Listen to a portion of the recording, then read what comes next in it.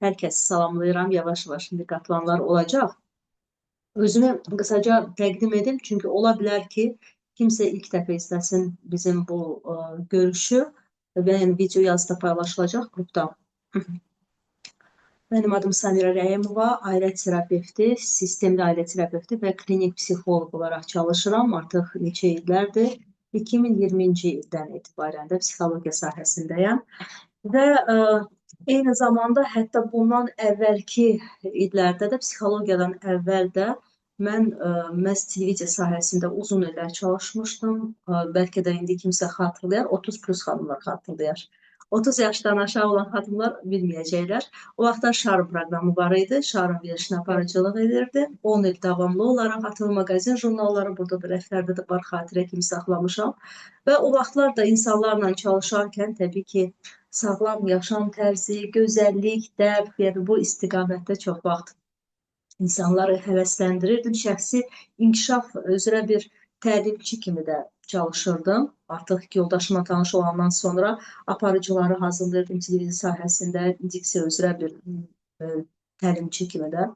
Eyni zamanda tədbirlərdə, forumlarda aparıcılıq edirdim. Düzdür, o sahədən çox uzaqlaşmışam, amma yenə də indi görürəm ki, mənim hal-hazırda fəaliyyət göstərdiyim sahədə o vaxtın bacarıqları çox kömək olur.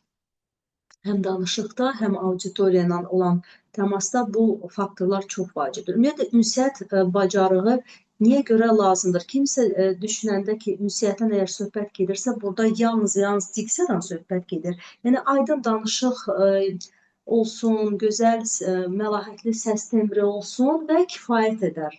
Amma bu kifayət etmir. Hətta siz gözəl danışıq qabiliyyətinə malik olsanız belə, yenə də mütəxəssis üçün, istənilən sahədə çalışan mütəxəssis üçün birbaşa auditoriyası ilə doğru bir təmas qurmağı bacarmaq olduqca vacibdir. Xüsusən də indiki ərəfədə. Yəni, sosial şəbəkələrdən doğru bir formada nə cür istifadə etmək lazımdır. Yəni, bu kamera olsun, fərq etmir də, peşəkar bir çəkiliş komandası olsun. İnsan səmimi şəkildə nə cür danışmalıdır ki, tez bir zamanda hədəfə çatsın. Burada hətta danışığın lakanik olması, nədən başlamağı, nə cür təqdim etməyi, həm özünü, həm xidmətini, bunlar hamısı çox güclü təsir edən bir alətlərdir. Bəzən olur, deyirsən ki, insan uzun-uzadı danışır, amma sonda hərəkətə çağırış məqamına gələndə nə etmək lazımdır ki, insan tez bir zamanda istədiyi nəticəni əldə etsin. Yəni, bizi izləyən auditoriya, ola bilər 2 nəfər olsun, 5 nəfər olsun, ola bilər 100, 150 fərq etmir. Sayından asılı olmayaraq bizim özümüzü doğru bir formada ifadə etməyimiz olduqca vacib sayılır. Yəni, bir insanın qarşısında da sən özünü rahat, sərbəst şəkildə təqdim edə bilərsən 100 insanın qarşısında. Amma nə olur ki, mane olur çox vaxtda, əsas psixoloji məqamlar, o olur ki, insanlar çalışırlar səhv etməsinlər. Bax, ideal, qüsursuz danışıq olsun, heç o problem olmasın, səhv etməyim, kənardan necə görünəcəm, birdən deyəcəklər ki, bu heç nəyi bilmir, bacarmır, səhv etmək qorxusu, qiymətləndirmə, yəni özgüvən faktorları, bunlar hamısı bizim gələcəklə bağlı, dediyimdə, təsvirlərimizi çox gərginləşdirir və indi baxın, mən hal-hazırda əslində danışanda bəlkə də hiss edəcəksiniz, keçən həftədən soyuqlanmışam. Ola bilər ki, bir qədər burnumda danışım da. Ona görə bu daimi deyil. Diksiya üzrə məşqçi özü burnunda danışır. Bu soyuqlama ilə əlaqəlidir. Hiss olunmur, amma ola bilər ki, səs tellərimdə bir qədər narahatlıq olsun. Yenə də hətta burnunda danışan insanlar üçün də elə bir məşğələlər var ki, o səs tembrini tam açır. Yəni, intonasiyaya da çox gözəl təsir göstərir. O məşğələlər təbii ki, tədricən praktiki olaraq tətbiq olunur. Yaxşı, bizim əsasən bu kursda verəcəyimiz nədir? Birincisi, bir daha xatırladım ki, istənilən sahənin mütəxəssisi, indi hal-hazırda bizim psixologiya məktəbimizin üzvləri də var ki, mən ildə bir dəfə bu kursu elə məhz bizim psixoloqlarımız üçün keçirirəm. Məzunlar bitirirlər, artıq hər kəs öz sahəsi üzrə məşğul olmalıdır, bir səhifə açmalıdır, o səhifədən özünü təqdim etməlidir, psixoloji mövzularda çıxışlar etməlidir. Bunlar lazımdır. Bizim gördüyümüz iş budur. İnsanlarla işləyirik.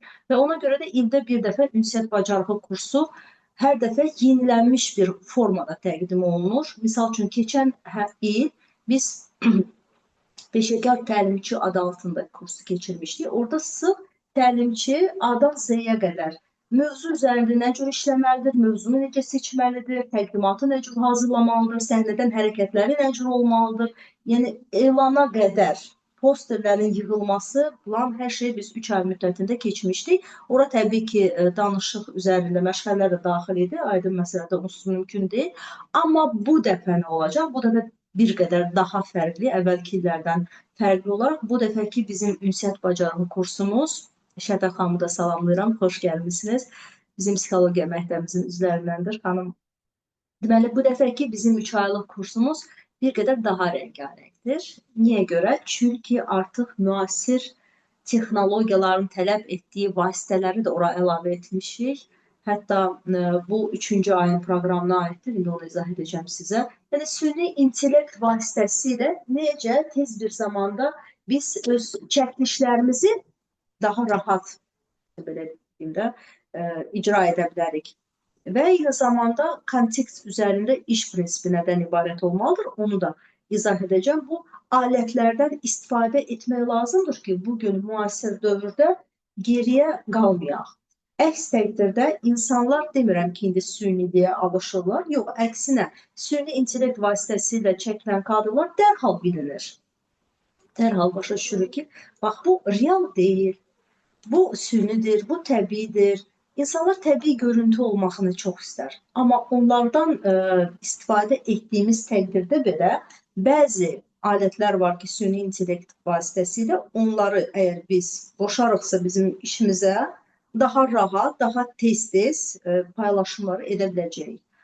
İndi bugün üçün birinci öyrənmək istərdim ki, ümumiyyətlə ünsiyyət bacarığı kursuna müraciət etmək istəyən, maraqlanan kimlər ki var, əsas hədəf olaraq nəyi özləri üçün vacib sayırlar, bunu bilməliyik. Çünki bizim kursumuz adi təlim proqramı deyil ki, həm nəzəri, həm praktiki tərəfdən izah olunur, hər kəs gedir, sonradan bu əldə etdiyi bilikləri öz üzərində tətbiq edir. Bizim kursumuz praktik proqramdır. Yəni biz məhz həmin o məşğələləri, eyni zamanda dərs vaxtı görəcəyimiz işləri siz onların bəhrəsini görmək üçün yerindəcə tətbiq etməli olacaqsınız. Elə belə deyil ki, sadəcə gəldim, öyrəndim, çıxdım, getdim. Yox. Aydın məsələdir ki, bizdə əvvəlki dərslərimiz də var, hansı ki, misal üçün qeydiyyatdan keçən hər kəs daxil olur qapalı bizim Telegram qrupumuza, eyni zamanda WhatsApp qrupuna. Orada əvvəlki dərslər, təlimatlar var. Misal üçün, hətta diksiya üzrə məşğələlər də var ki, onlar video təlimat formasında təqdim olunur, sərbəst şəkildə özünüz evdə də məşğul ola bilərsiniz. Vacib deyil ki, onu gərək qrup şəklində burada keçək. Yox, burada daha münasib, daha vacib sayılan mövzular üzərində işləyə bilərik. Ona görə lazımdır ki, birinci sizin hədəflərinizi öyrənin. Kimin üçün maraqlıdır? Bax, xanım indi burada iştirak edən xanım deyir ki, diksiya üzərində, yəni belə bir problemim yoxdur. Zaten özüm də işləyirəm. Amma bir mütəxəssis olaraq artıq istəyirəm sosial aktivliyimi artırım. Düzdür, başa düşdüm Pərvan xanım. Sosial aktivliyinizi artırmaq üçün artıq səhifə, yəni belə deyim də, platformalar var yəqin ki, çox güman. Instagram səhifəmdə var, YouTube kanalımda var. Hətta YouTube kanalı, ümumiyyətlə, bütün bu vasitələrdən paralel istifadə etmək olar. Özü də bir-birlərinə birləşdirilmiş bir formada. Hətta TikTok'da var. TikTok'da var. Təbii ki, peşəkar bir formada onları nə cür doğru bir formada istifadə etmək olar, onları mütləq biz öyrədəcəyik. Çünki hətta şriftlərin seçilməsi, baxın, dərhal bilinir. Bu peşəkar bir səhifədir, yoxsa sadəcə olaraq, misal üçün, o qədər montaj proqramları var ki, onların üzərində işləyirlər, şriftlərlə filan, dərhal bilinir ki, bu öz fəaliyyətdir. Yəni, mətni, şrifti elə yerdə yazırlar ki, profillə üst-üstə düşür. Onların qaydasını nəzərə alaraq biz bu alətlərdən doğru istifadə edə bilərik. TikTok'dur, YouTube Shorts'dur, sonra horizontal çəkilən videolardır, hər birinin formatı başqadır. Canlı yayımlarda peşəkar təlimçi olaraq nə cür çıxış etmək lazımdır ki, insan həm səmimi, həm də ətraflı şəkildə bütün mövzunu əhatə edə bilsin. O da vacib bir məqamdır. Canlı yayımda, sonra səhnədən çıxışlar olduğu təqdirdə, misal üçün olur, auditoriya qarşısında canlı çıxışdır da. O zaman insan nə cür danışmalıdır, nə cür hərəkət etməlidir, mövzu nə cür əhatə etməlidir, nədən başlamalıdır, bunlar hamısı konstruktiv şəkildə keçməlidir. İndi keçək bizim proqramımıza. Sizin deməli sosial şəbəkədə o zaman doğru bir ünvandasınız və digər bizim iştirakçılar, bax hal-hazırda kimlər ki onlayn iştirak edirlər, yaza bilərsiniz. Misal üçün, ünsiyyət bacarığı kursu ilə maraqlanmağınızda məqsəd nədir? Ola bilər ki, misal üçün kimsə təşviş və həyəcandan qurtulmaq istəyir. Sosialfobiyadan əziyyət çəkən insanlar ümumiyyətlə ünsiyyətə başlamaqda çətinlik çəkirlər. Onlar üçün hətta bax bu saat kursa yazılmaq özü də bir cəsarətdir.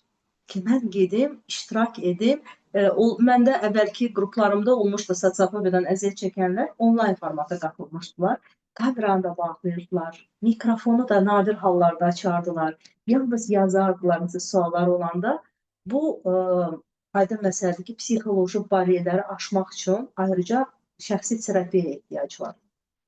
Lakin ümumiyyətlə ünsiyyət bacarığını inkişaf etdirmək, insanın özünü istədiyi kimi doğru bir formada şəxsi təqdimatını etmək, özünü ifadə etmək, istənilən mövzuda rahat, sərbəst danışmaq üçün insan ən birinci psixoloji bariyerlərini aşmalıdır. Bu vacib şərtlərdən biridir.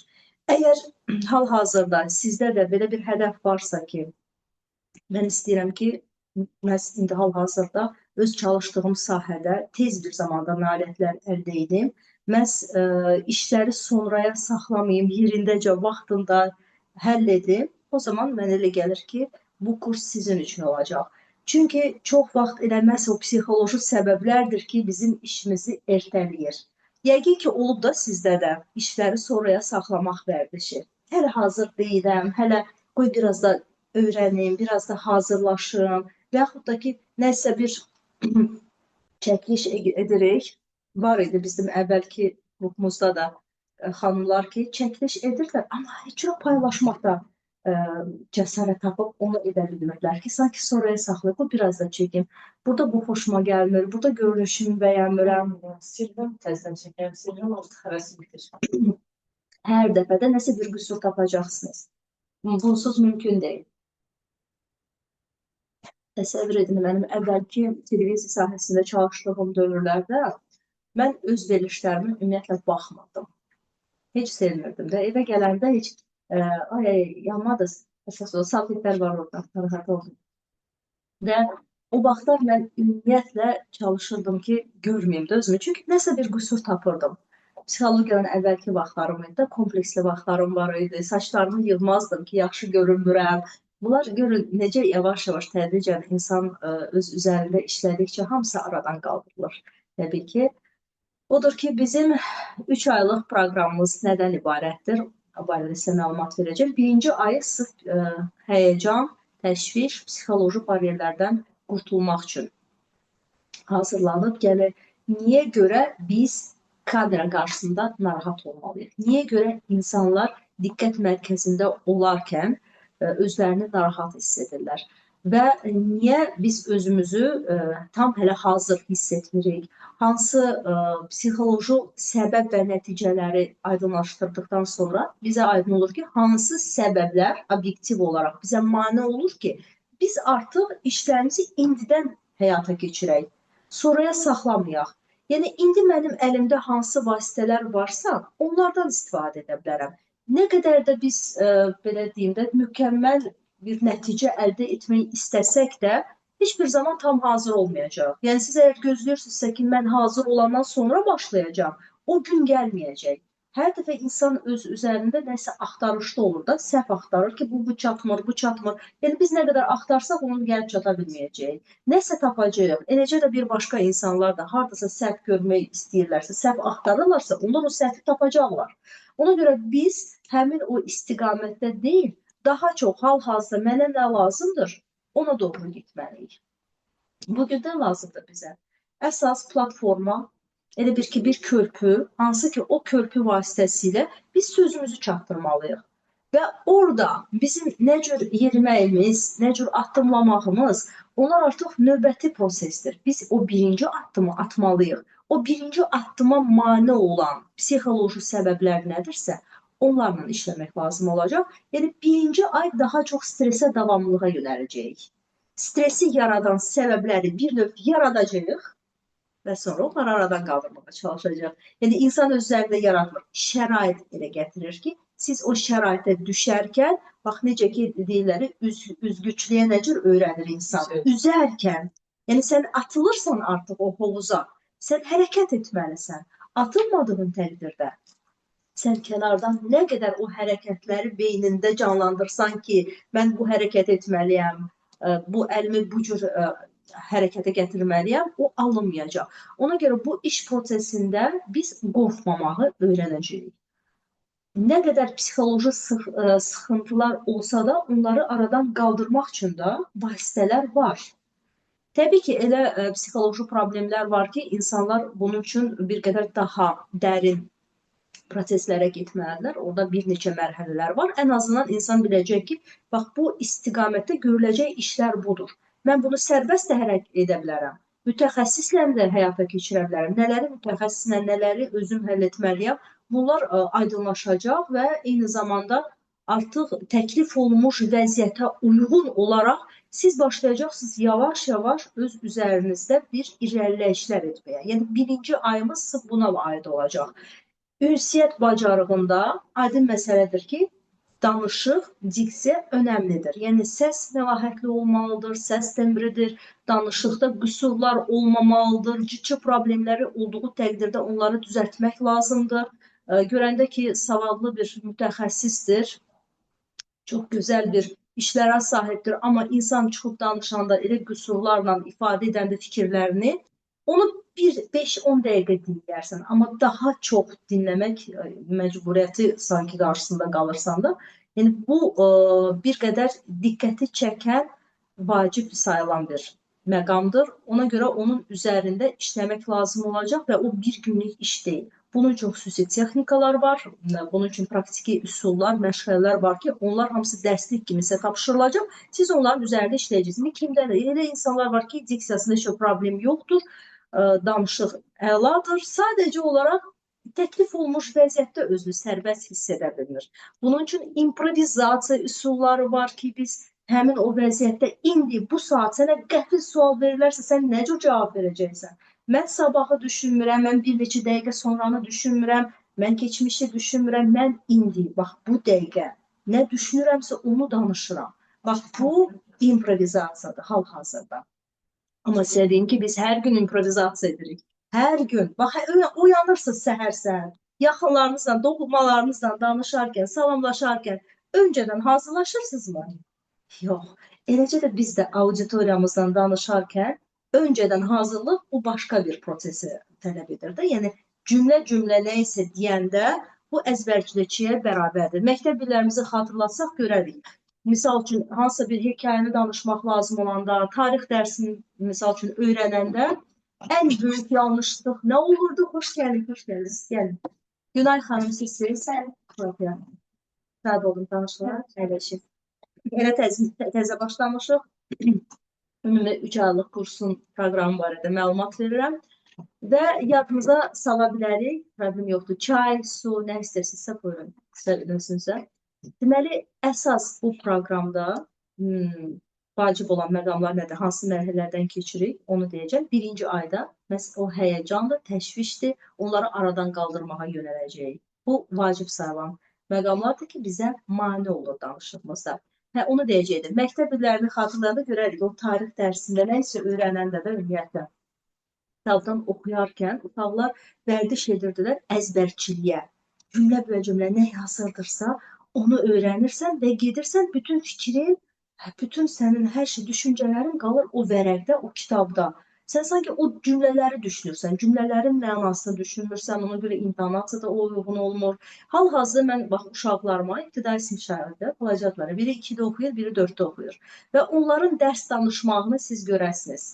Kiçiyini hətta videosunu çəkmişdim, keçən də müəlliməsinə göndərmişdim axşamdan ki, baxın, uşaq bu formada danışır dərsini. Başa düşdün, uşaq improvizasiya edir. Uşaq oxuyur, oxuduğunun mənasını anlayır və nə cür düşünür, təsvir edir birlikdə. Yəni, mənimlə birlikdə bunu təsvir edərkən o emosiyalar, bax, bu əlavələr də var, bu da var. Uşaq bir oyun göstərdi, bir səhnə göstərdi mənim qarşımda ki, elə bil ki, peşəkar stand-upper deyirlər də onlara.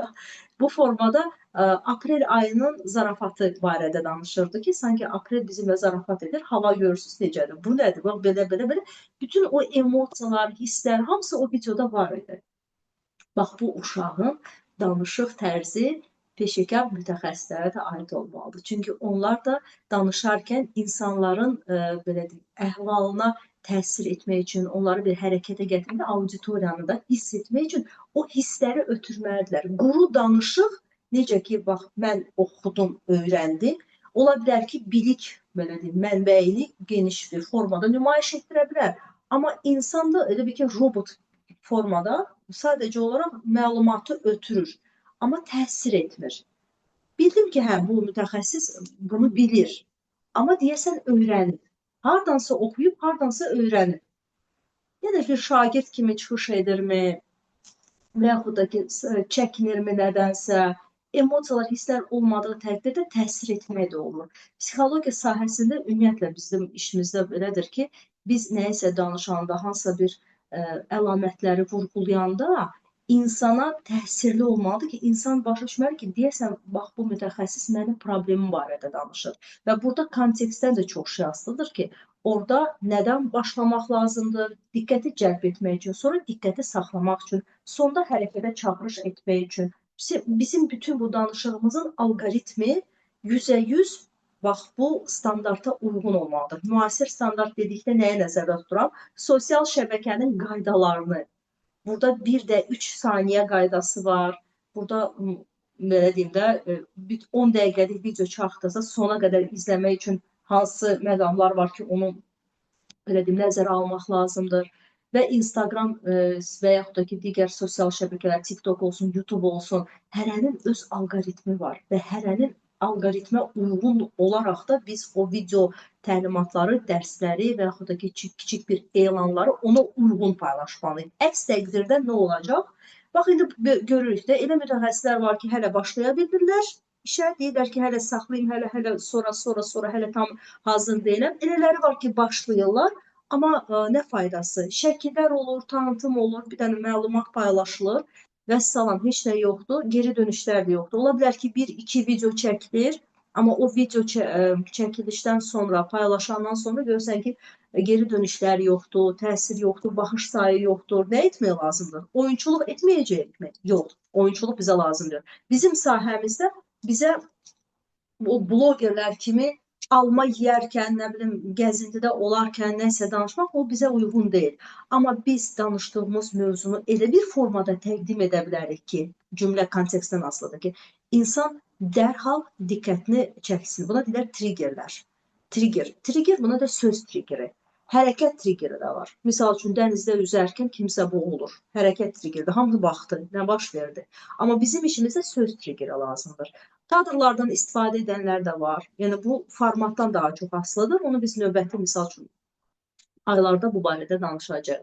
İndi hələlik dediyim kimi, bizim bu 3 aylıq proqramımızın birinci ayı yönəlir yalnız psixoloji bariyerlərə, təklif olunmuş vəziyyətə uyğun olaraq mütəxəssis nə cür improvizasiya etməlidir, stresə nə cür davamlı olmalıdır, daha sonra özünü ifadə edərkən, bax, şəxsi təqdimatını hazırlayarkən hansı vacib xüsusiyyətləri vurğulamalıdır, lazımlı olan vacib faktorlar var, hansılar ki, var, heç lazım deyil, onları deməyə də bilərsiniz. Nə cür bunu demək lazımdır, intonasiya, hamısı bunlar bağlıdır psixoloji, belə deyim də, təşvişli məqamlara. Çünki insan təşviş, həyəcan keçirəndə intonasiyada da problemlər olur, danışıqda da problemlər yaşanılır və eyni zamanda dediyim kimi, hazırda, indi, bu saat danışığından diqqətini yönəldə bilmir. Fikir yayılır başqa-başqa istiqamətlərə.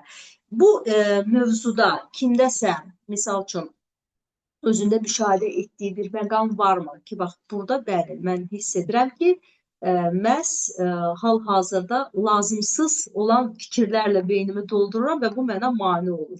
Fokuslaşa bilmirəm danışıq prosesinə. Olurmu ünsiyyət zamanı? Siz də, bilirəm, siz də dediniz ki, sizə məsələ o problemdir ki, diqqətinizi yayındırır. Günay xanım, sizdə nədir problem? Mesela bildiğim şeyler tamamen unutturamam.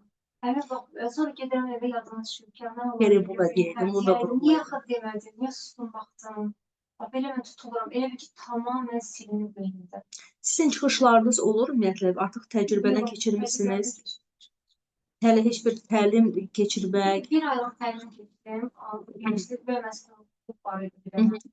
Orada götürdüm. Həm Kənan müəllim dərslərinə başlamışdım. Hı hı. Həm də oradan da biraz məlumat alırdım. Eyni zamanda özüm də araşdırmalar edirdim. Bir aylıq kursa qoşuldum. Birinci dərs keçdim.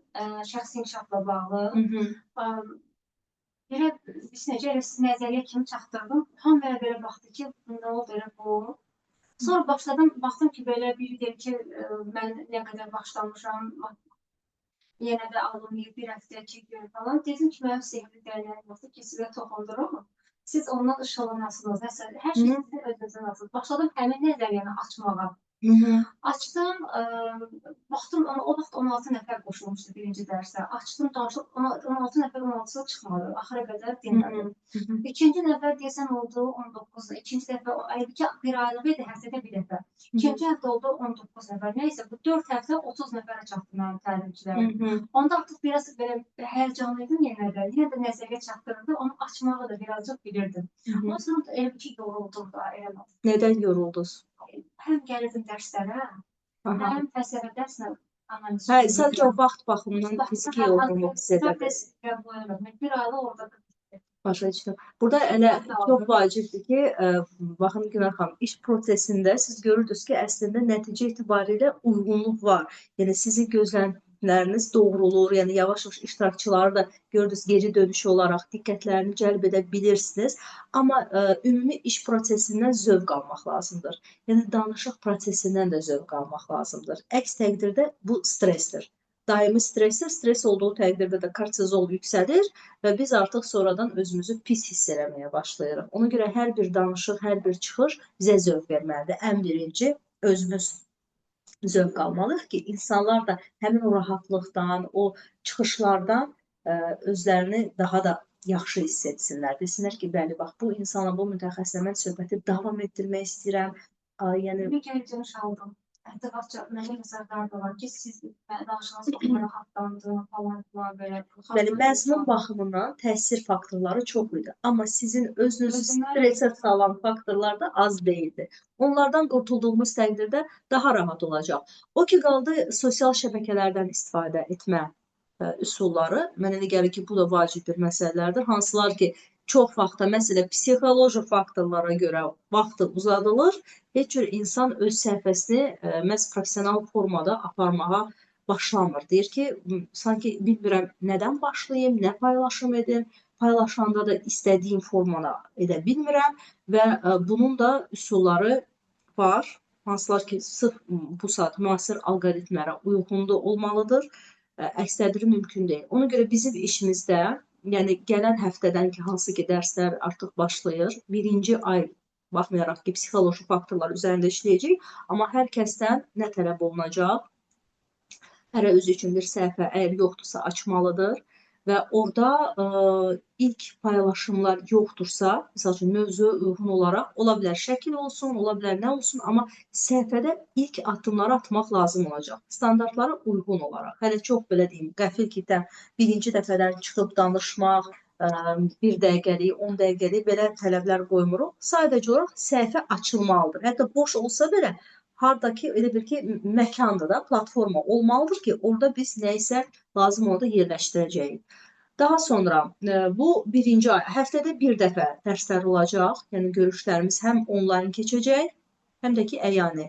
Əyani burada qrup şəklində lazım gəlsə çəkiliş edəcəyik, hansı bir praktiki üsullardan istifadə edərək onları tətbiq edəcəyik. Ola bilər ki, misal üçün, texniki hər hansı bir əlavələr olsun, onları sizə izah edəcəm. Harda, hansı platformada istifadə etmək lazımdır. Bəzi nüanslar var ki, onları mütləq sizə özüm istifadə etdiyim hansı alətlər varsa, onları sizə deyəcəm mütləq.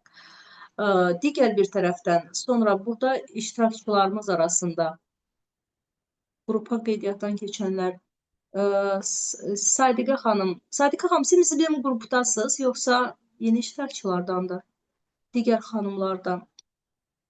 Nur xanım, Fidan xanım görürəm Yəni ki, olacaq yoxsa onlar necə?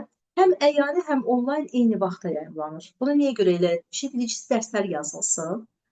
Yəni ola bilər ki, kimsə gecikən olur, kimsə sonradan gəlib qatıla bilmir, sonradan izləmə olur. Sonradan izləməni o da olar, mümkündür. Amma tövsiyə etmirəm, çünki sonradan izləyən yerinə yetirilir. Sadəcə olaraq məlumatım olsun ki, keçən praktikada nələr olub. Vəssalam. Amma insan Salam gəl, Samira xanım, hər vaxtınız xeyir olsun. hər Bəli, vaxtınız aha, bəli, yaxşı. sizin tələbələrdənəm. Lap yaxşı, lap yaxşı Sadiq xanım. Siz zəhmət olmasa mənə nə deyərsiniz? Zəhmət olmasa bu sizin müraciətinizin səbəbi nə idi? Sırf səhifələrdən istifadə etmə üsullarıdırmı, yoxsa bizim məktəbdənsinizmi? Məlumat Sadəcə qoşuldum, sizi dinləmək xoş olduğuna görə. E, Hardasa bir 20% hiss edirəm ki, insan nə qədər bilsə, hər zaman düşünür ki, az bilir də. Hardasa bir 20% çatışmamazlıq var, elə düşünürəm. aydındır. Sadəcə o şəxsi inkişafınız üçün belə başa düşdüm. Aha, Məqsəd bu. bəli. Aha. Aydındır. Aha. Lap yaxşı. Bu zaten faydalı bir məlumatlardır, hansılar ki, hər kəs öz həyatında, işində tətbiq edə bilər. Və sahəsindən asılı olmayaraq da istənilən mütəxəssis öz auditoriyası ilə, yəni canlı ünsiyyət olsun və vacib deyil ki, sırf kamera ilə, kamera qarşısında çıxış olsun da, yəni sırf sosial şəbəkələrdən istifadə etməklə biz auditoriya ilə insanlar var ki, deyirlər ki, mən sosial şəbəkələrdən istifadə etmirəm də. Amma müəyyən bir auditoriya içərisində istəyirəm rahat fikrimi söyləyim, rahat danışım, diqqət mərkəzində olmaqdan çəkinməyim. Mənim bu psixoloji bariyerlərimi onun üzərində işləmək istəyirəm. O da mümkündür. O da bizim bu proqrama daxildir. Misal üçün, ikinci aydan biz artıq sırf danışığa diqqətimizi yönəldəcəyik ki, burada aydın, rahat danışıq tərzinə nail olmaq üçün hansı üsullardan istifadə etmək lazım olacaq. Yəni, danışıq aparatı istifadə olunmadıqca tənbəlləşir. Hətta mən özüm də hiss edirəm ki, misal üçün, ola bilər ki, bir müddət aktiv çıxışlar etmədiyim təqdirdə, misal üçün, istirahət oluram, hardasa oluram, görürəm ki, gələn səfər nəsə danışmaq istəyəndə hardasa əzələ gərginlik hiss edirəm. Və yaxud da ki, yorğun olanda, niyə görə deyə, bax, halım yoxdur danışmağa, niyə görə belə deyilir, halımız yoxdur. Çünki bu zaman danışıq aparatı yorğundur. O yorğunluğu aradan qaldırmaq üçün, əzələ gərginliyini hərəkətə gətirmək üçün üsullar var. 1-2 üsuldan istifadə edərək dərhal 20 dərəcə nəticə əldə etmək olur hətta. Adi bir, sadəcə dodaqları kənara və yaxud da qabağa uzatmaq kifayət edir ki, aks edərsin. İ-u, İ-u. Hansı bir yanıltmac 40 küp, qulpuda 40 küp bəs edir. Belə bir ki, yəni İ-u etməklə bir də görürsünüz ki, aha, aktivləşdi. Danışanda, baxın, yerində gəlib, yəni İ-u etsəz, görəcəksiniz ki, dodaqlarınızın ətrafı dartıldı. Qadınlar üçün, biz xanımlar üçün üz əzəllərimizin masajı kimi də təsir edir. Yaxşı bir formada, eyni zamanda danışığımızda da ağız tənbəlliyini aradan qaldırmağa kömək edir. İntonasiyadır, səsi nə cür idarə etmək lazımdır. Niyə görə səs bəzən titriyir, həyəcandan da titriyə bilər o səs, yorğunluqdan da ola bilər, müxtəlif səbəblər ola bilər, soyuq dəymədən də ola bilər, amma məzmun baxımından doğru bir formada harda səsi yüksəltmək lazımdır, harda azaltmaq lazımdır. Niyə görə var monoton danışıq tərzi? Baxıb görürsən ki, insan danışır, intonasiya yox səviyyədə. Biz isə məlumatları intonasiyaya görə alırıq, ən birinci, sözlərə görə deyil. Uşaq ikən yadımıza salaq, uşaq dili bilmir, amma intonasiyanı birinci başa düşür.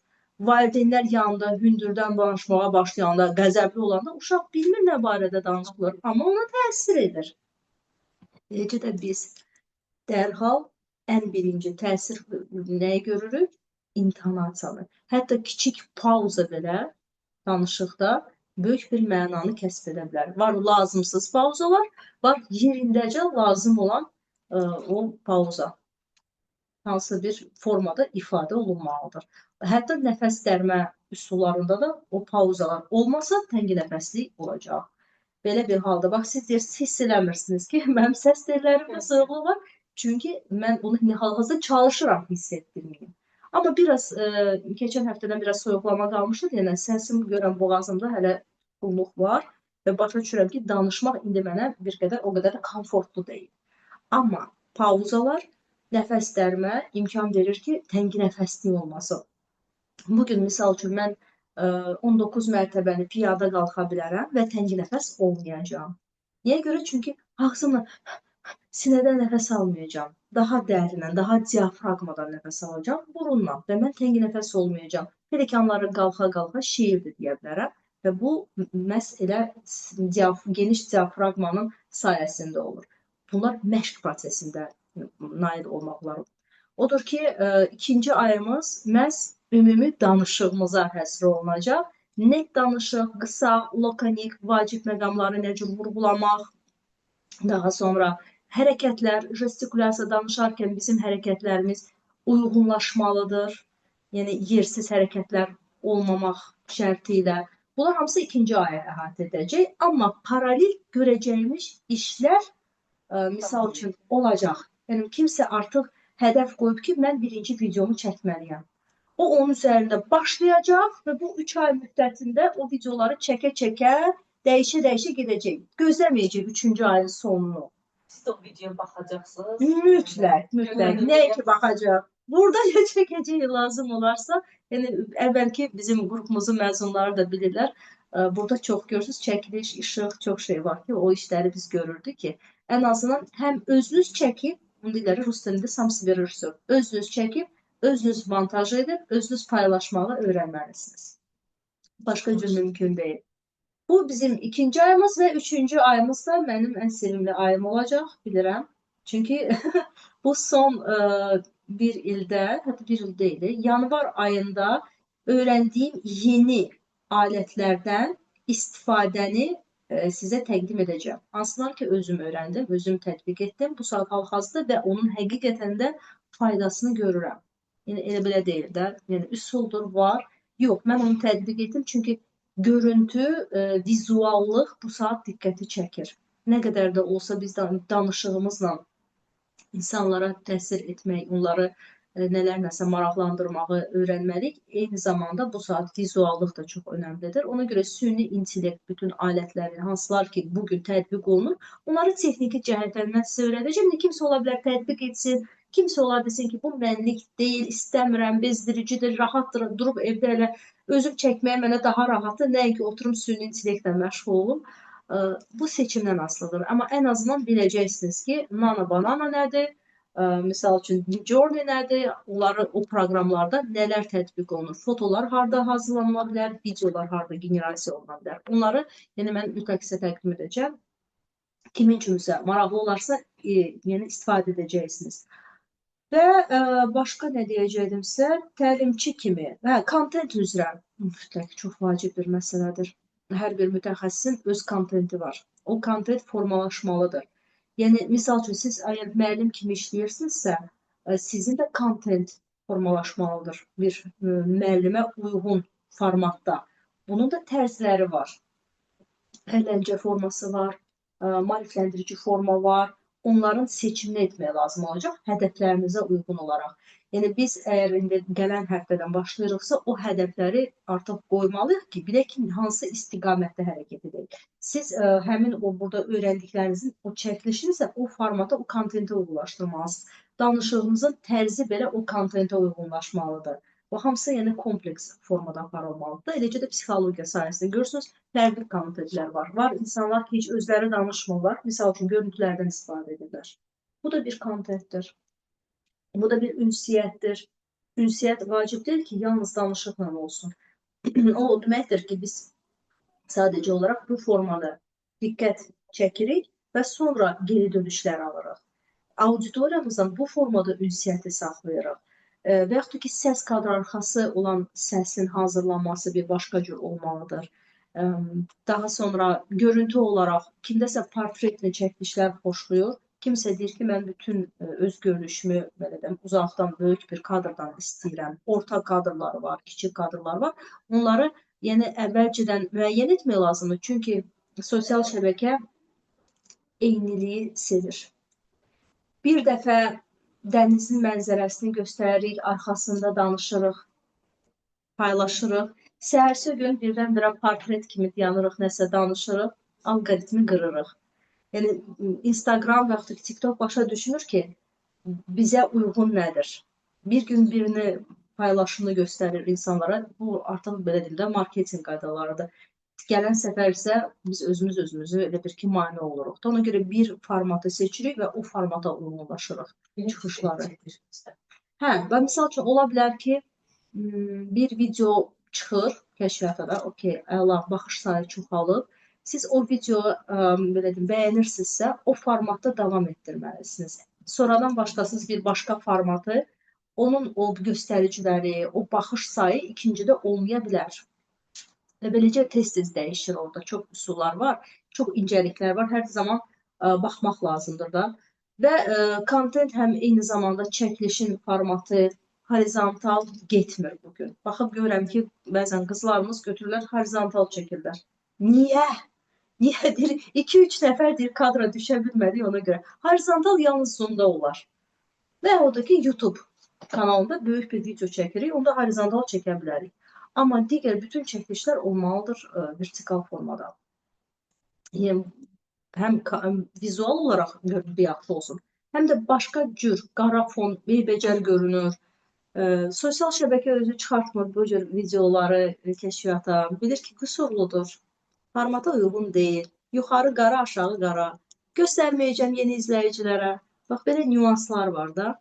Ona görə onlar hamısı nəzərə alınmalıdır. Və montaj proseslərini, özünüz montaj, bugün texniki olaraq alətlərdən istifadə edən neçə nəfərdir? Kim istifadə edir? CapCut'dan, siz istifadə etmişsiniz. Günay xanım, heç istifadə etməmişsiniz. Ümumiyyətlə, səhifəniz var? Instagram? Doğrudan sizi mən belə görmüşəm səhifənizə hətta. Videolar, nəsə paylaşımlar da edirsiniz. Ancaq şəkildir. Necə heç nə? Nəsə var idi, görmüşdüm səhifəniz. Doğrudan. Bir konferans idi, orada nəzərdə attım. Onda istəyirdim ki, onların hamısı bir olsun, bir dənə memor olsun. O da dalbadal görünür. Yox, narahat olmayın. Yəni, dediyim kimi, çalışmayın ki, birinci dəfədən qüsursuz nəsə olsun. Paylaşın, onun heç bir ziyanı yoxdur. Bir dəfə bir cür paylaşacaqsınız, gələk səfər başqa cür paylaşacaqsınız. Ta o vaxta qədər ki, resə düzəcəksiniz ki, bax, bu formatı bəyənirəm, bundan sonra insan axtarışda olur da. Mən səhifəmi, çox köhnə səhifədir də mən də əslində tez-tez səhifə yeniləmirəm. Amma o səhifədə daha nə qədər dəyişiklik etmişəm. Özdə o vaxtlar mən televiziya sahəsində işlədiyim vaxtlarda Instagram yox idi. O dövr, mən çıxandan sonra Instagram, psixologiya elədim, onlar gələndən sonra açdım. Aktiv istifadə etməyə başladım da. O dövrlərdə elə Instagramda, TikTokda şarm verilişi idi də və salam.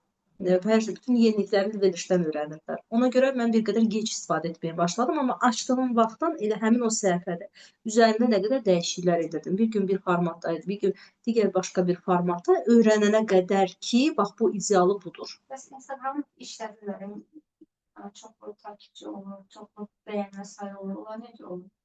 Hamısı o həmin o videolardan asılıdır da. Bir videonuz əgər maraq doğuracaqsa, insanlar baxacaqsa, repost edəcəksə, yaddaşda saxlayacaqsa, statistika var, biz görəcəyik. Bax, bu video nə dərəcədə böyük bir statistikaya göstəricisinə malikdir. Onu görəcəyik və başa düşəcəyik, uyğun gəlir, yoxsa yox, hansı dəqiqəsindən artıq baxırlar, baxırsan orada, bax, 3 saniyədən sonra çıxırlar səhifədən. Deməli, orada birinci cümlələr cəlb edici olmalıdır. Buna copywriting deyirlər də, mətn üzərində iş.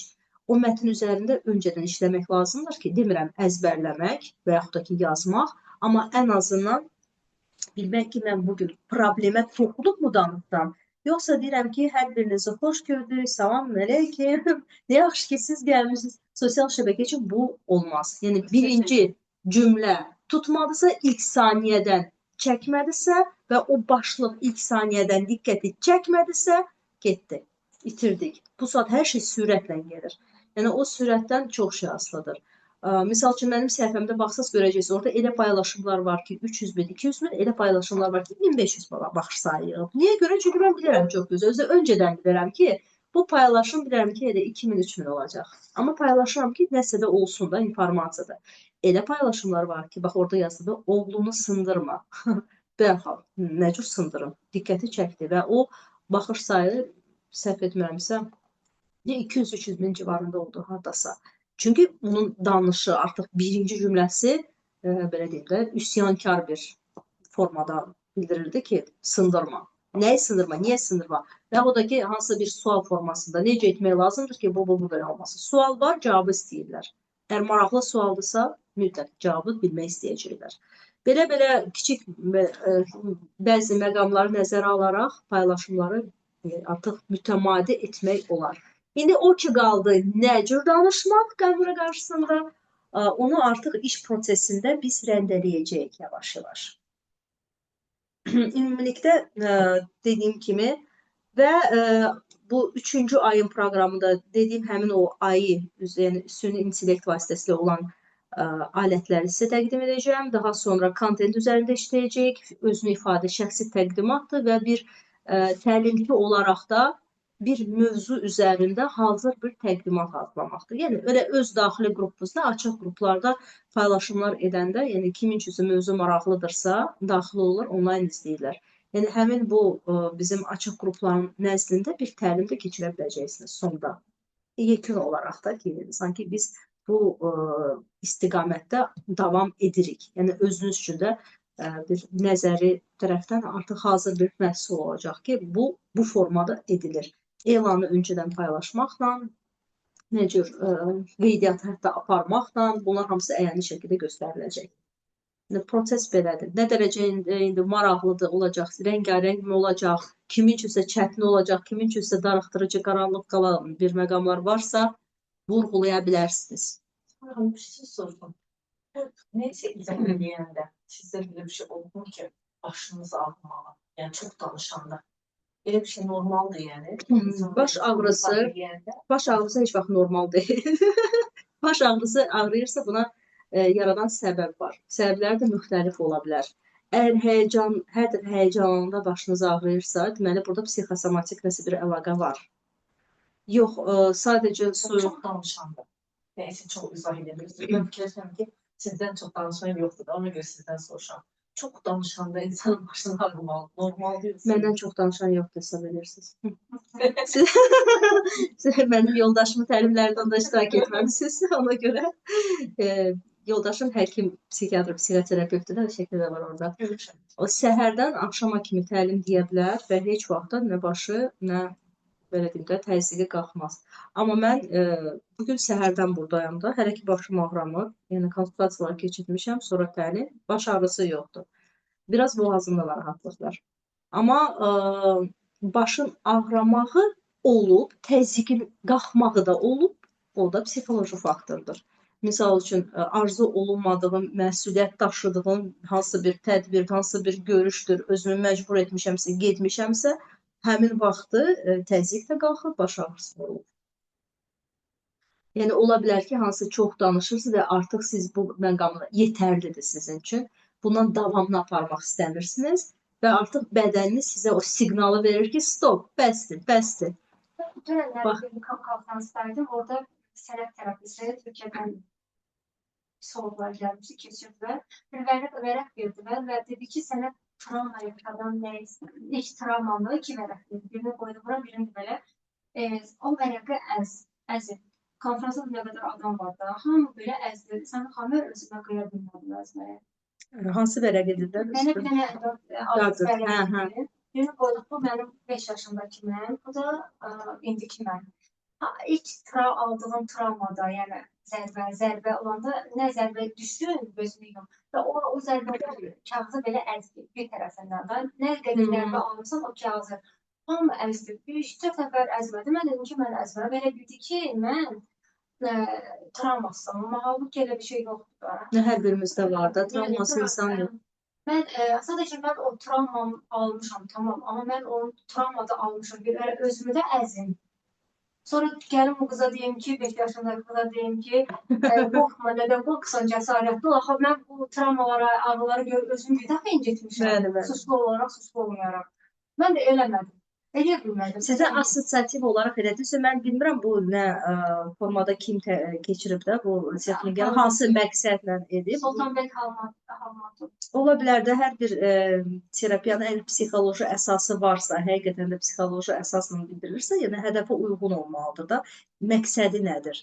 Niyə görə bu olmalıdır? Sonra o kağızı qızlar lap belə dərin yaralar aldığı yerdən cırıldı. Sonra boydan bu kağızı, sonra oradan belə çəkdilər, sonra onu Asosiativ olaraq da Amma emosional mən təsir bağışlamaq sırf onu mümkündür. eləyə bilmədim. Çünki zaten əzilmişəm, ya müəyyən travmalar almışam. Bir də hələ o travması özümə belə çıxmaq. Siz onu çox həssas qəbul etmisiniz, o prosesi.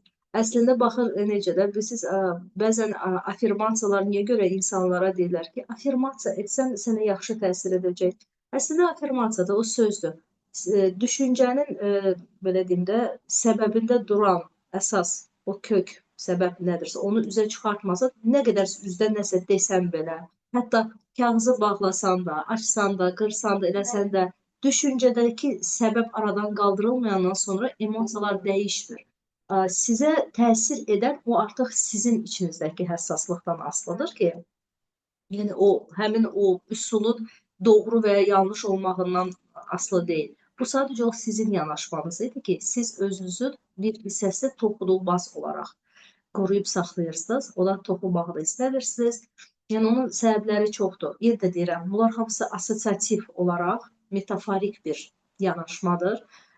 Kök səbəbləri aradan qaldırılmır. Yəni insan kim ki təşvişdən, həyəcandan qurtulmaq istəyir, desə ki, mən indi götürəcəm, bu mənim təşvişimdir, mən onu götürüb indi əzib atacam qutuya və mənim təşvişim yox olacaq, təşviş heç yerdən getməyəcək. Elə olduğu yerdə də qalacaq. Əgər biz onun düşüncə səviyyəsində həll etməsək. Amma o üsulları çox vaxt qrup şəklində, qrup terapiyasında keçirirlər ki, anında insanlara emosiya olaraq təsir edir. Anında, oradaca insanlar relaks olurlar, istirahət etmiş olurlar. Bəli, bəli, amma onun heç bir, belə deyim də, effektiv bir təsiri olmur. Sadəcə şovdur, vəssalam. Buna psevdonauka deyirlər də, çox vaxt psixoloji, belə deyim də, üsulları yanlış yerdə istifadə edənlər də az deyil. Çox belə var. Ona görə əsas düşüncələrimizdir, hansılar ki, bizə mane olur. Onları aradan qaldıraraq, o bariyerləri aşaraq biz istədiyimiz, belə deyim də, bu cəmiyyətdə sosiallığımızı istədiyimiz formada artıra bilərik. Əks təqdirdə kim nə desə, hansı üsulları təklif etsə, bax bunu düşün, özgüvənini artır, 100 dəfə güzgünün qabağında dur, dünən ki, məndə hər şey alınacaq və dur, get. Biraz da motivasiya olur ama. Motivasiya olur, amma bilirsiniz necə, həyəcan itmir. Əksidə, bax, mən həmin zaman yeniyetmələrlə işləyəndə də valideynlərə tövsiyəm olur ki, uşağınıza deyəndə ki, səndə hər şey alınacaq, başqa nə danışsan, nəsə bu qədər oxumusan, ola bilməz, heç ağlından keçməsin ki, sən kəsilərsən. Heç narahat da olma, hər şey alınacaq.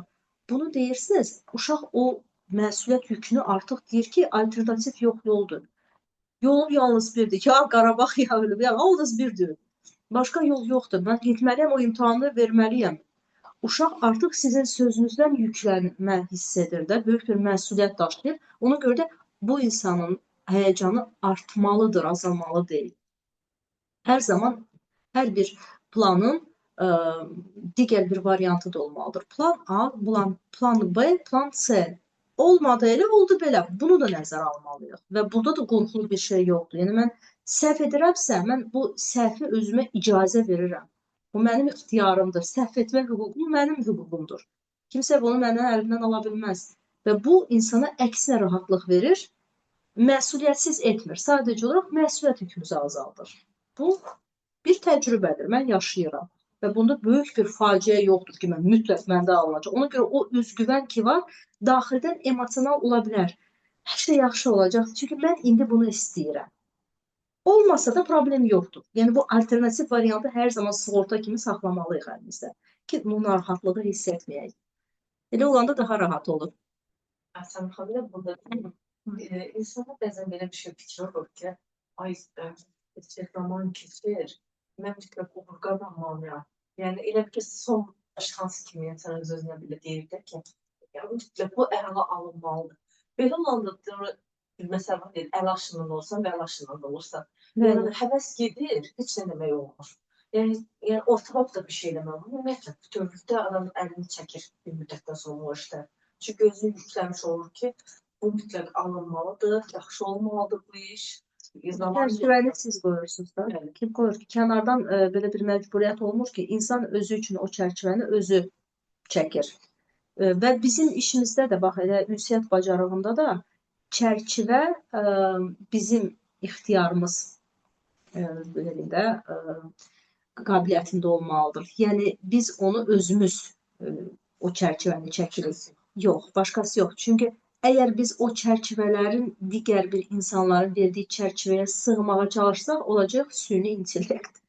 Yüklənmiş müxtəlif belə deyim də düşüncələrlə, biliklərlə və yalnız bu formada improvizasiya, amma ünsiyyət bacarığı improvizasiyanı sevir. Təklif olmuş vəziyyəti sevir, təbiiliyi sevir, özünə icazə verir, biraz təsəvvürlər. İmprovizasiyada olması üçün təsəvvür işləməlidir. O təsəvvürlərə məhdudiyyət qoyan nə olur? Qorxular, təşviş və faktiki olaraq o qorxuları, bax yazmışdım orada elanda ki, qorxunu idarə etmək, belə deyim də, əslində deyəndə ki, emosiyaları idarə etmək, çoxu deyir ki, hissləri büruzə verməmək, sıxmaq. Yox, elə deyil. İdarə etmək o demək ki, nəzarətdə saxlamaq, bilmək hardan qaynaqlanır. Misal üçün, bizim psixikamız abstrakt bir qorxuları heç bir zaman idarə edə bilməz. Çünki abstrakt artıq o qeyri-müəyyənlikdir. Biz artıq bilmirik nə baş verəcək, nə olacaq. Səhv etməkdən qorxuram. Hə, yaxşı. O nədir o səhv etmə? Nə baş verir o vaxt? Biz yəni tam dəqiqliyi ilə, faktiki olaraq cümlə və cümlə bilməsək, nədir o səhv? Səhnədə yıxılmaqmı? Nə etməkmi? Və onu artıq katastrofikasiya vəziyyətindən kiçildilmiş bir vəziyyətə gətirib çıxartmaqla hardasa münasibətimizi göstərə bilərik. Çünki qorxu var, hiss var, amma bizim içimizdəki o qorxuya münasibət bizim içimizdəki təsəvvürdən formalaşır.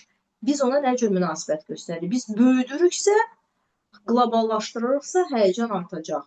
Biz amma biləndə ki, bu qorxu var və nə ilə əlaqəlidir, hansı addımda yaranır, kim baxanda, nə olanda adını veririk, onu kiçildirik, nə bilim bir forma veririk. Uşaqlarla bir başqa cür işləyir də insan o qorxuları. Onlarla işləmək vallahi daha mənə zövq verir. Son vaxtlar görürəm ailələrlə işləyəndə uşaqlara indi diqqət yetirirəm. Görürəm nə dərəcədə onlarda olan o təxəyyül, o təsəvvür genişdir və nə dərəcədə onlarla işləmək daha rahat olur, nəinki yetkin insanlarla. Çünki yetkin insanların beynində bu saat o qədər bariyerlər var ki, onları aşmaqda adi bir təsəvvürü ifadə etməkdə çətinlik çəkirlər. Amma uşaq elə qorxusunu bir də vizuallaşdırıb onu gülməli bir ad verəndə, o ilə dostlaşanda uşağa kifayət edir. Uşaq artıq təsəvvüründə hər şeyi belə deyək də, minimumlaşdırır. Mən də ona vəziyyət tutuyorum bariyerlərdə. Bizim hamısı içimizdə illərlə yatan bariyerlərdir də, o baxımdan elə təsir edir. Yəni, bu bizim ünsiyyət bacarığı kursu ilə bağlı başqa nə sualınız varsa, Neçə dəfə olacaq? həftədə bir dəfə 5-ci günlər saat 12 mən qeyd etdim. Qane edirmisiniz? Sadiqa xanım, misal üçün qeyd olunan bizim əvvəlki məzunlarımız qrupumuzda var. Onlar istədiyi vaxt daxil ola bilərlər. Bu kursun o da əsas mahiyyəti ondan ibarət ki, bir dəfə qeydiyyatdan keçirsiniz, hər zamanda qalırsınız. İldə bir dəfə keçdiyi təqdirdə görüşlərə gələ bilərsiniz, qatıla bilərsiniz. Yəni davamlı olur da. May ayı, iyun ayı, bir də avqust ayı. Elə bilirəm ki, bizi görməyəcək. Kim görməyəcək? Ona görə də qrupda qalırıq da. Qrupda misal üçün elə xanımlar var ki, bugünə kimi nəsə lazım olanda daxil olurlar, baxırlar, sual yaranır. Misal üçün də müzakirə edirik. Qrup açıqdır hər zaman. Amma intensiv bizim aktiv görüşlərimiz həftədə bir dəfə may ayında, iyun ayında, bir də avqust ayında olacaq. İyulu belə deyək, fasilə veririk. Hətta ona görə edirik ki, iyul ayında sərbəst işlər çox olacaq. Yəni siz özlərinizdə kakras elə хорошие, можете съемки делать. Hazır çəkilişlər edəcəksiniz. Necə? Qiymətlər necə olacaq? Hansı qiymətlər? Kursun. Onu qeyd eləmişdim elanda. Aylığı 100 manatdır, onlayn formatı 50 manatdır. Ministerində onlayn, onu da son məqamda qeyd elədim ki, görürəm ki, təşvişli xanımlar, utancaq xanımlar qruplarımızda da var. Görürəm ki, heç cürə əyaniyə gəlməkdə belə çətinlik çəkirlər. Başa düşürəm ki, onlayna qatılmaq. Hətta onlayna qatılanda da, bax, bugün çox iştirakçı yoxdur onsuz da. Mən özüm məcbur edirəm. Məcbur edirsiniz. Məcbur edirəm, bəli. Harası getmək lazımdır. Bax, mən günləri Getdik. Arada mən doktorun dərslərində gəlməm evdə qulaq asıram. Yoldaşım baxır, deyir ki, nəyə qulaq asıram? O o bizi eşidir. Deyirəm ki, hə, amma səsi bağlamışam, biz onu eşidirik. Bir kimlik gör, deyirəm, Şahin eşi var, Samra xanım. O yox, hə, tanıyır. Görürsüz. Belə, yəni, amma çox onların kaslarım, amma məcbur edirəm ki, çıxım da. Evdə qaldıqca qalmaq istəyirəm Samra xanım. Belə Hərəkət. çıxmaq istəmirəm. Yox, əlbəttə bu iştah yemək yeyərkən daha da güclənir. Hərəkət etmək lazımdır. Hər bir hərəkət bir dəyişiklikdir, bir yenilikdir. Ona görə kim ki distant misal üçün təhsilə daha çox üstünlük verir, o sadəcə olaraq vaxtını bu formada planlaşdırır. Yəni belə bir sərf edir də vaxtını, bu da normaldır. Amma bu işdə, praktiki işimizdə daha çox aktivlik ona görə lazımdır ki, çəkiliş proseslərinə qatılmaq, iştirak etmək və qrupda bir-birinizi izləmək, yəni görmək, bunlar hamısı yaxşı təsir edir.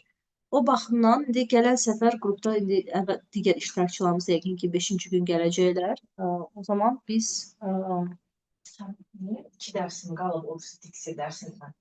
Onun bitməyini gözləyirəm ki, may ayının onca bitəcək. Sizin təlimə qoşulmaq istəyirəm may ayında. Amma ki, desən ayın biri başlayır. gələn həftənin 1-ci gündən başlayırıq. Oradakı 11 gün mən necə eləyəm buna? Yəni üst-üstə düşür dərslər, ona görə deyirsiniz. İstəyirəm ki, o təlim bitirim, bu təlimə qoşulum. Yəni bir-birinə mane olmayan bir şeylər əslində gücləndirir. Yəni diksiya ilə paralel güclü. Sadəcə o vaxt üst-üstə düşürsə, O bazar günü. o zaman sizin heç bir məncə probleminiz yoxdur. Olmamalıdır. Əlbəttə, yəni siz əgər burada diksiya başqa bir belə deyim də, əks təsir göstərən bir dərslər deyil. Əksinə o sizin üçün biraz daha gücləndirilmiş bir alətdir də. İndi siz baxın sizə necə rahat olur. Yəni ayın ortasına da qatıla bilərsiniz. Əvvəlki dərslər də yazılacaq. Yəni istəyirəm. hə, ona görə gəlib iştirak edin. Sonra istiyə düşəcək. Onu unutdum. Onlayn ola bilər. Danışaraq sizə necə rahatdırsa elə edin. Əsas bildiniz hansı mərhələlərdən keçəcək, hansı addımlar bizi gözləyir, bu vacibdir. Və istəyirəm indi onlayn qatılan bizim iştirakçılarımızın da sualları varsa, nəsə dəqiqləşdirmək istəyirsinizsə, buyurun. 5-ci gün saat 11. Hər kəsi qane edirmi? Geçən 11 nədir? 12. Tələsdim, 11 yox, 12. Saat 2 də edə bilərik. Mənim dərsim var ya. 2-də dərsiniz var, 12 sizə qane edir. Hə, lap yaxşı. Bizdə deyəsən oxuyanlardan bir xanım da var idi, Nuray. O da deyəsən hər gün dərsiniz var. Yox, Yalnız həftənin 5-ci gün. birinci, 5-ci gün, bir də 2 həftə baxım. O da danışaraq, vaxtı indi bir də planlaşdıracağım. Bu videonu mən çəkdim ki, kimin nə sualları var, yəqin ki, açıq qruplarda da paylaşacağım bu ümumi təlimatı. Və başqa heç bir sualınız yoxdursa, xanımlar, yoxdursa sağollaşaq. Hər kəsə hər şey aydındırmı? Şəfəq xanım buradadır. Şəfəq xanım, gələcəksiniz dərslərə. İnşallah mütləq. Daha Məsələ çoxdur. Bir də siz sonra artıq o kulminasiya nöqtəsindən gələrəm baş aşağı. Yox, sizin diplomunuz da buradadır. Xəbəriniz var? Gör nə dedim ha? Kulminasiya nöqtəsi. Şurası dedim ha bunu. Yəni, bizim proqramımızın bir hissəsi mən kulminasiya adlandırıram. Harada ki, artıq çıxışa başlamaq lazımdır. Orada kulminasiya nöqtəsindən Şəfəq xanım davam edəcək. Təşəkkürlər Samira xanım. Diplomunuz da buradadır. Elə götürərsiniz də. Qalıb şkafda. Qızlarımızın bəzi diplom sertifikatları da buradadır. Çox sağ olun. İnşallah görüşənədək. İnşallah görüşərik. Başqa heç bir sualınız yoxdursa bugünlük bu qədər. Bugün informasiya xarakterli bir belə deyim də müzakirə etdik. Amma əsas praktikamız başlayacaq gələn həftənin 5-ci günündən. Hər birinizə uğurlar, diqqətiniz üçün təşəkkürlər. Xanımlar, sağollaşıram sizlə. Salamlamıram orada. Sağ olun. Sağ olun. Sağ olun, sağ olun.